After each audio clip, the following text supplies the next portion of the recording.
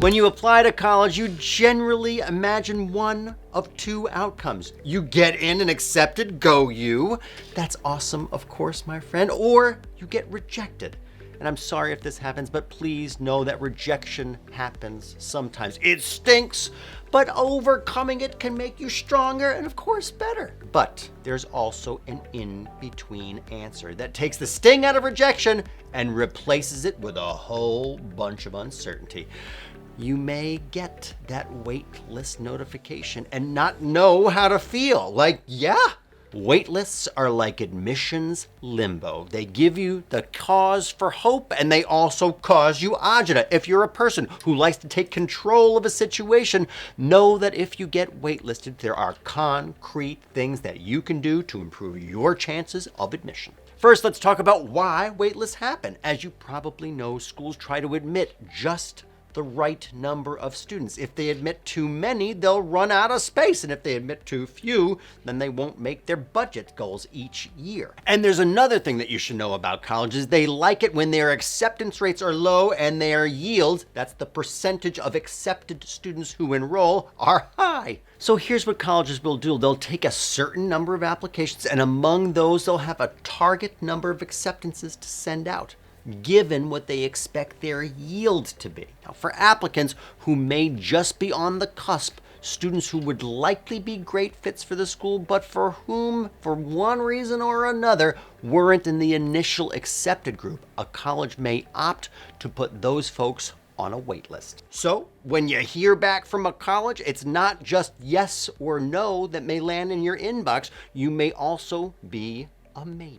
Then after National College Decision Day, when admitted students have to let colleges know whether they're accepting their offer of admission. Now that happens on May 1st every year. Colleges will know their yield and they'll also know how many admission offers they can make to students on their wait list. They may make an initial round of offers, and if any of those students decline, a subsequent round of offers, and so on. It may also be the case that an admitted student has a change of plans as late as weeks prior to the school year, leaving an opening for a wait-listed applicant. This is all to say that it's possible you could be in limbo for a long time. So what do you do if you're waitlisted? For starters, let yourself feel your feelings, especially if you were waitlisted at your dream school. Give yourself a moment. Feel sad, feel frustrated, feel mad. Getting waitlisted is really disappointing, but it's nothing that you won't get through. Stronger and more resilient than before to boot. Next, if the school that waitlisted you really is your dream school, you need to let them know. It may take a little swallowing of your pride, but it's a low price to pay for possible acceptance to your top choice school.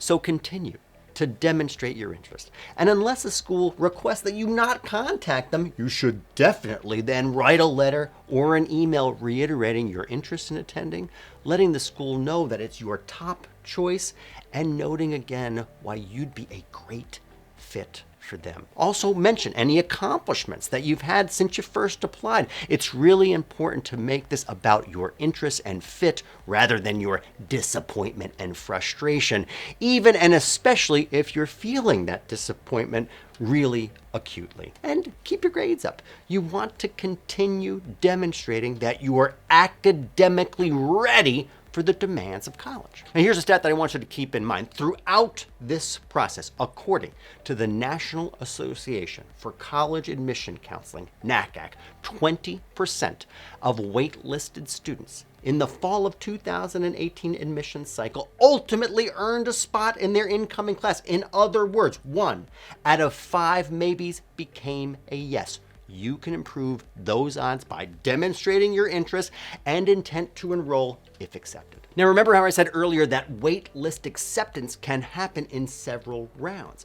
Colleges would prefer to avoid this, so if a school knows that you are likely to attend if accepted, that would be a mark in your favor. So do everything you can do to let a school know that you want to join their student body. But this next thing is going to sound a little contradictory, and I know just as you should make clear that you are ready to enroll at that school that you're waitlisted, you actually need to enroll at one of the schools that admitted you.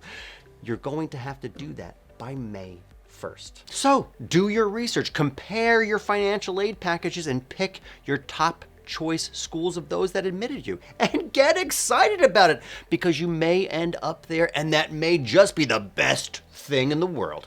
Then let the school know, put down a deposit. Quick note here that your acceptance of their admission offer isn't binding, but if you do get into your top choice school off of the wait list, you're very likely to lose your deposit that you put down before that May 1st deadline. And again, that can be a very small price to pay for the good fortune of attending your dream school. Be sure to let the schools that accepted you that you won't be attending know of your decision, so that students who were waitlisted at those schools can find out their fates sooner than later. Folks, that's just good karma. Now, say you were waitlisted at a school and you don't plan to attend, even if you're accepted off the waitlist. Let the school know, politely, of course.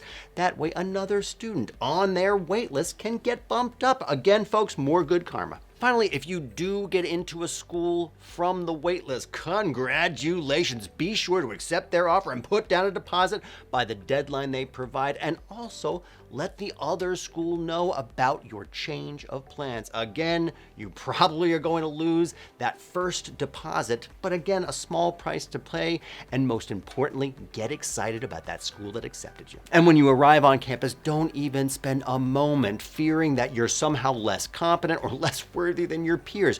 Remember that the college would not have accepted you if they weren't excited for you to attend and confident in your ability to thrive. Folks, as always, thanks so much for watching. Wherever you go to college, wherever you end up on your college journey, we are here to help you. Of course, subscribe to our channel to get the latest tips and strategies for all your test taking, test prep, college admission, and beyond needs.